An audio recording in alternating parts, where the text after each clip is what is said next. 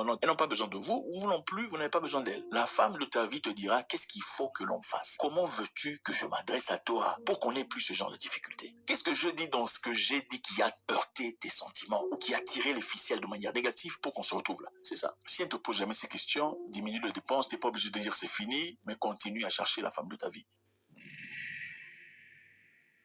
Il y a une grande différence entre aimer quelqu'un et avoir quelqu'un pour la vie. Les gens qu'on aime véritablement ne sont pas nécessairement les gens qu'on doit avoir pour la vie. Je sais que ça c'est dur à accepter. Les gens qu'on aime vraiment et qui nous aiment en retour ne sont pas nécessairement bons pour nous. La femme de ta vie ne t'insultera jamais. Elle ne te criera jamais dessus.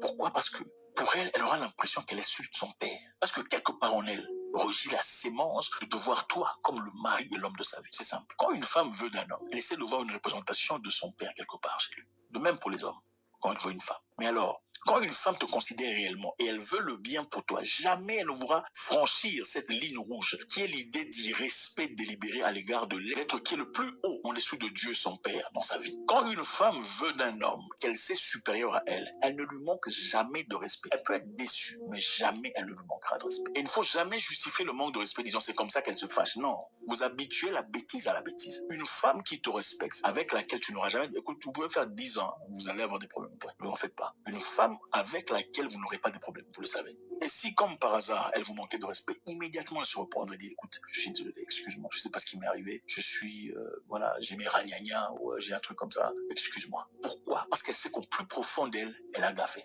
Encore une fois, s'il faut trop vous expliquer, ce n'est pas là où il faut être. Diminuez les dépenses, continuez de stugner, cherchez la femme de votre vie. S'il faut à chaque fois lui dire, il faut pas me parler comme ça devant les gens, diminue les dépenses, je suis en train de parler de ton temps, continue de stugner si c'est nécessaire, le temps que tu récupères la femme de ta vie. Les conversations sont très profondes. Pour ceux qui sont intéressés, suivez-nous dans notre groupe privé, le lien sera